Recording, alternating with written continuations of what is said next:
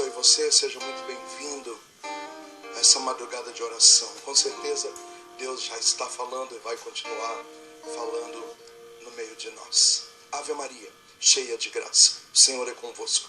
Bendita sois vós entre as mulheres, bendito é o fruto do vosso ventre, Jesus. Santa Maria, Mãe de Deus, rogai por nós, os pecadores, agora e na hora de nossa morte. Amém. Se você pode ou deseja, abra sua Bíblia comigo no livro dos Levíticos, no capítulo 13, versículo 45. Livro dos Levíticos, capítulo 13, versículo 45. Nós vamos estudar nessa madrugada uma pandemia que aconteceu na Bíblia.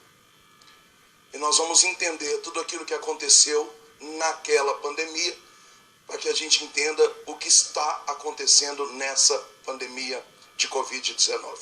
Levíticos capítulo 13, versículo 45, ok?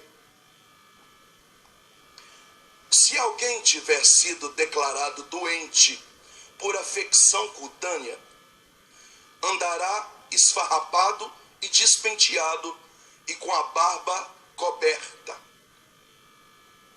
E gritará: impuro! Impuro! E enquanto durar a afecção, permanecerá impuro. Viverá à parte e terá a sua morada fora do acampamento.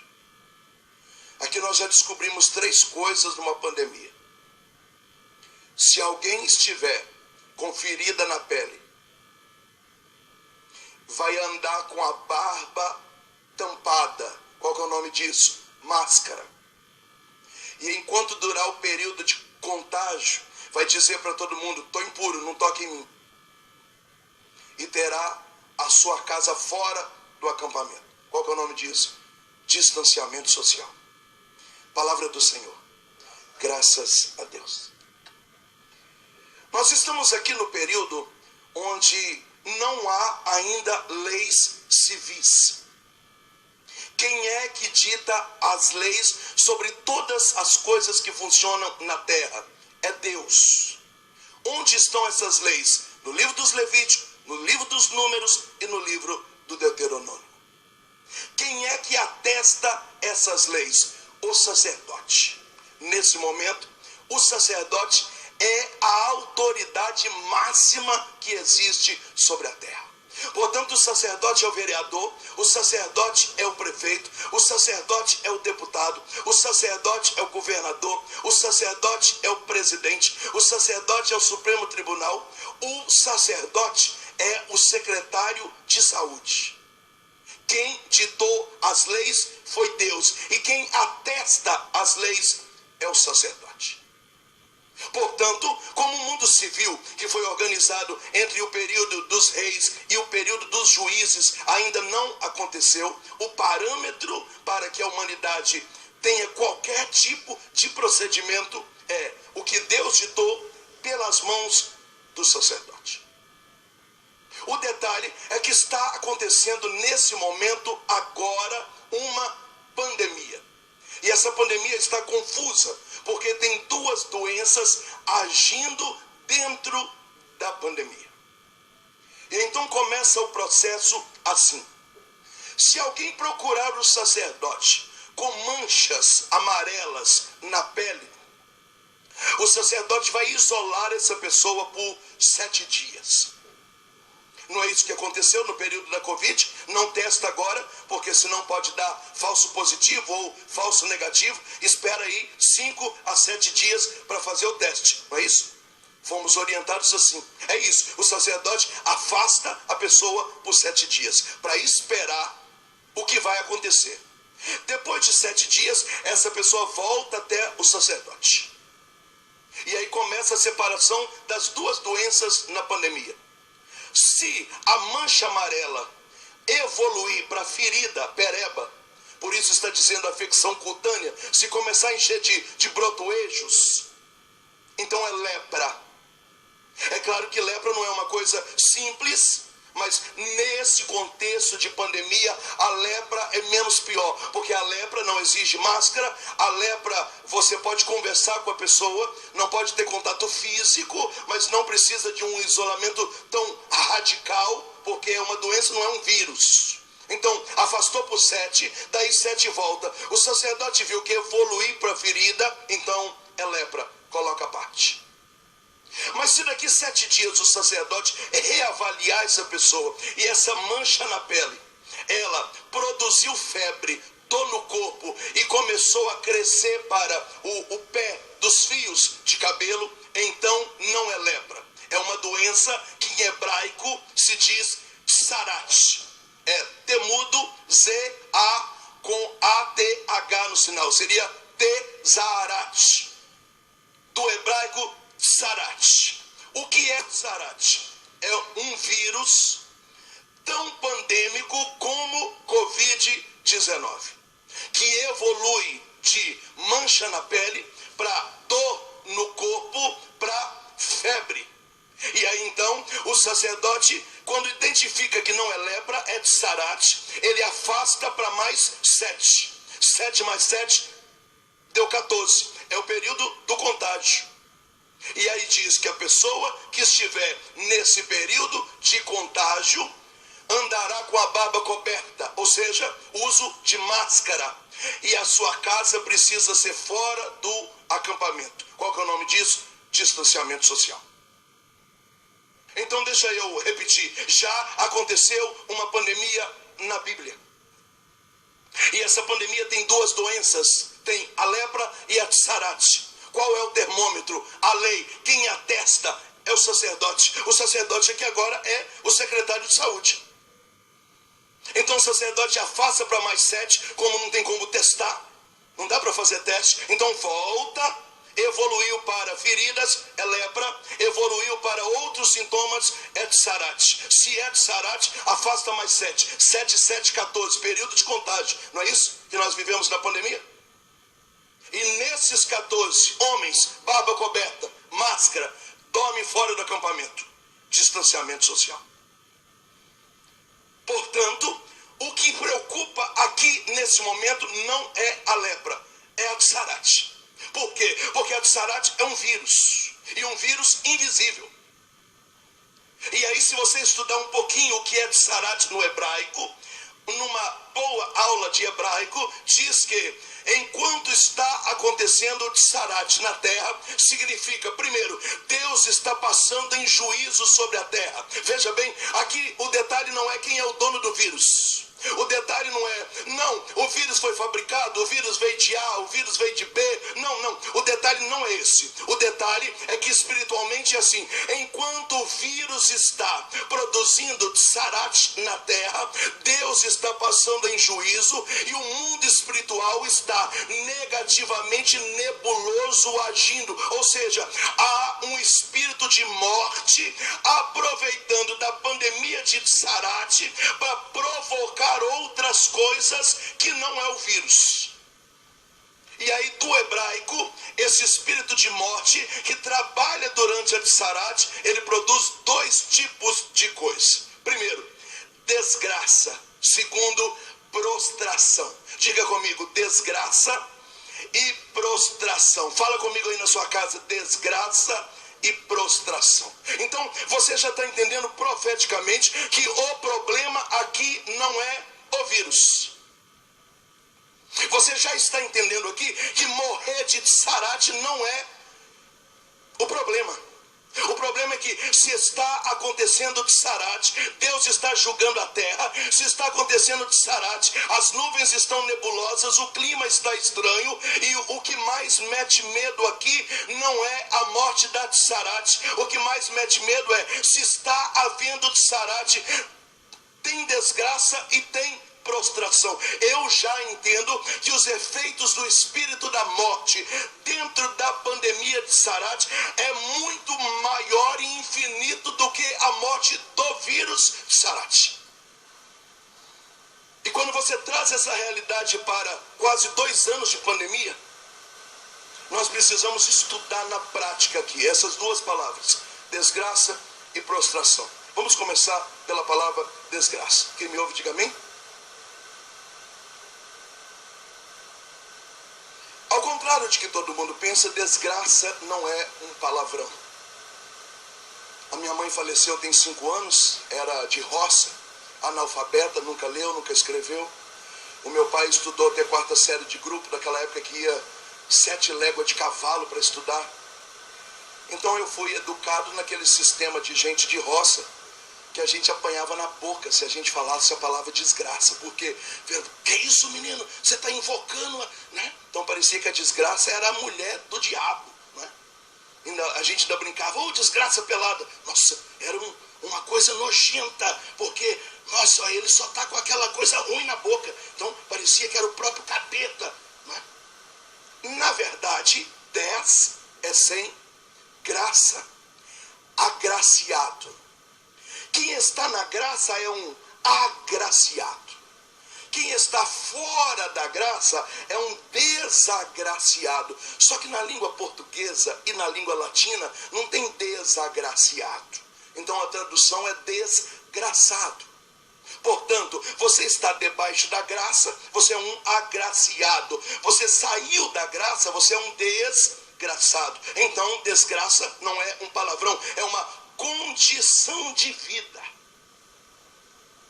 Então, quando tem pandemia de tsarats, a primeira coisa que acontece, as pessoas sairão da graça e conhecerão a desgraça.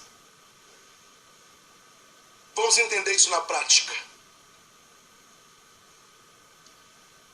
Antes da pandemia, o Brasil era o 17º país no ranking de suicídio. Hoje é o 4º.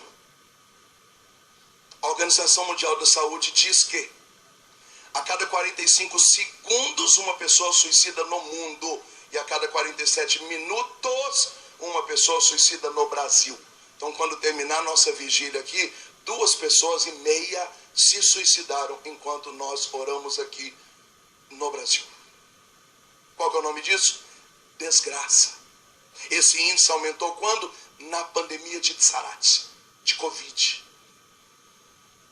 Um outro exemplo clássico disso, o consumo de prostituição infantil. Na pandemia cresceu desesperadoramente. Eu trabalho com dependente químico há 20 anos. As pessoas ligavam na fazenda querendo vaga para parar de usar droga. Agora, quando a pandemia parece que está passando, as pessoas estão ligando e dizendo, eu não bebo, não uso droga, eu queria uma vaga na fazenda porque eu me viciei em pornografia durante a pandemia. O consumo de sites adultos e de canais eróticos cresceu 129%. Qual que é o nome disso? Desgraça. Violência doméstica, meu Deus. O que tem de briga de casais, mulheres apanhando, sofrendo violências conjugais, índice de divórcio, índice de separação, índice de adultério. Esses dias estava lendo uma matéria segura, falando sobre o aumento do número de alcoolismo entre os idosos. Porque você não pode ter a visita do seu neto, você não pode sair de casa, você está trancado na sua casa. O que muitas das pessoas mais velhas fizeram? Começaram a beber.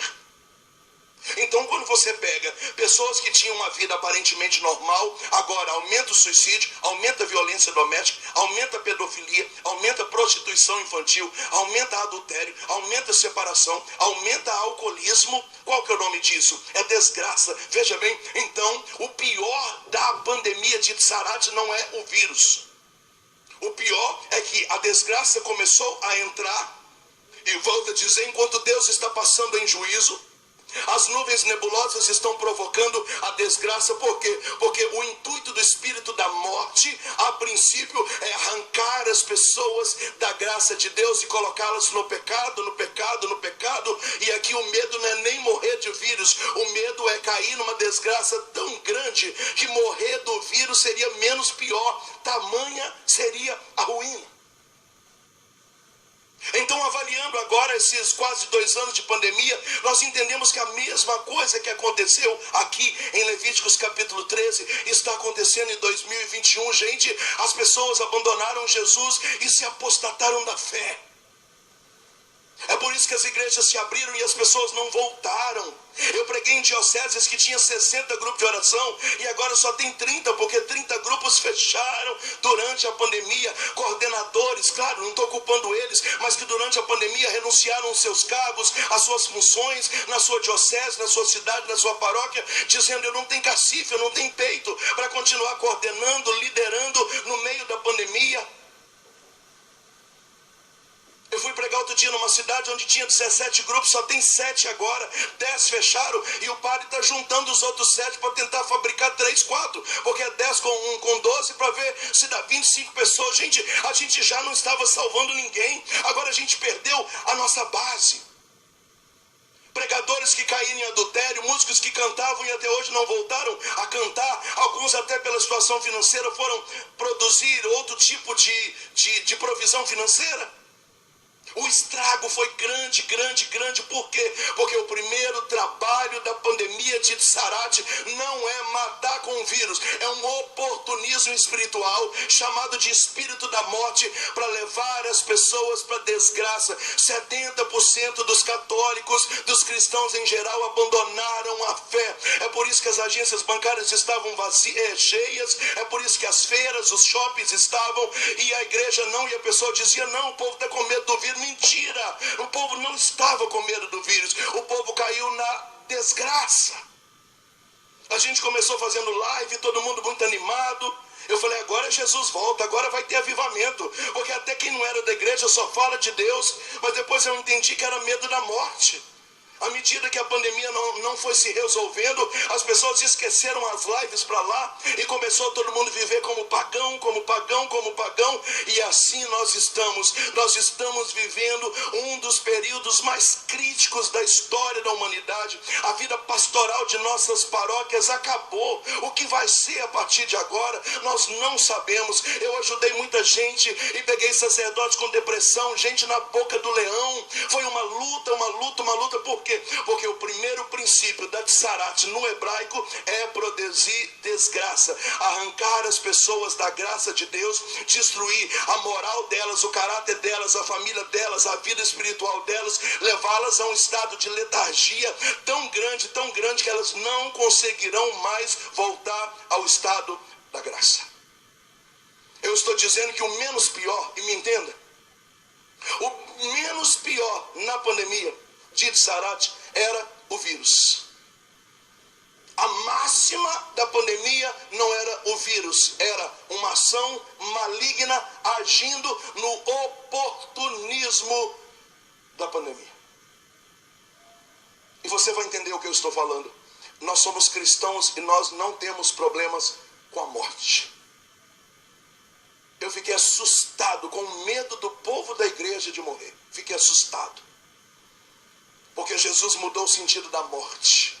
E na casa de Marta e Maria, Jesus olhou para Lázaro morto e diz: aquele que crê em mim não morrerá jamais.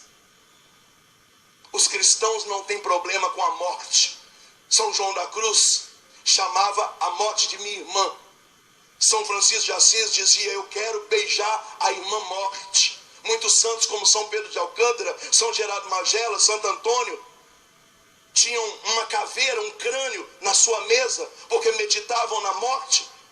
Quantos santos morreram cedo, porque não se preocupavam com nada, porque queriam o céu, como Paulo diz: irmãos, eu não sei se eu estava acordado, se eu estava dormindo, eu só sei que eu fui arrebatado até o terceiro céu, e de repente eu vi a glória de Deus, e ele me revelou coisas que eu não tenho autorização nem para contar para vocês. Eu só sei que quando eu voltei de lá, eu fiquei muito doido. Agora eu considero tudo como esterco, porque ele me amou, e agora eu estou preso até as cadeias. Tem hora que eu não sei se eu quero ficar vivo para servi-lo, ou se eu quero morrer para encontrá-lo. Por isso que viver para mim é Cristo, morrer para mim é lucro, porque na verdade não sou eu mais que vivo, é Cristo que vive em mim. O sentimento de Paulo é o sentimento de Padre Pio, que é o sentimento de Catarina de Sena, que é o sentimento de Teresa d'Ávila, que é o sentimento de Terezinha, que é o sentimento de toda quarta-feira de cinza. Há 2000 anos a igreja coloca cinza na nossa cabeça e diz: tu és pó e ao pó você vai voltar, converta e crede no evangelho. Se eu traduzir, há 2000 anos toda quaresma a igreja diz: tu vai morrer. Aí quando veio a pandemia, todo mundo, meu Deus do céu, morreu não. Eu consigo entender. Porque o salmista diz que a vida do ser humano é como um sopro. Veio e foi. Isso aqui não é discurso demagogo. Eu perdi a minha irmã de Covid. Ela foi entubada 15 dias. Eu enterrei a minha irmã com o caixão lacrado. Eu não sou louco. Agora me explica. Aí a gente vai para os encontros. Concedei o convívio dos eleitos. Tá, mas para ir para o convívio dos eleitos tem que morrer. Portanto, nós não temos problema com a morte. Se você tem problema com a morte, alguma coisa está errada em você. Então, se nós choramos, e nós choramos, misericórdia, mais de 600 mil pessoas que morreram de Covid, misericórdia, minha irmã estava no meio delas, eu perdi padres, amigos no meio dessa galera, mas o pior da pandemia não foi o vírus de Sarate. Multiplica isso por 1 bilhão, é o número de pessoas que não pegaram o vírus, mas caíram na desgraça e não se levantarão mais. Algo que é mais vergonhoso do que a morte do vírus.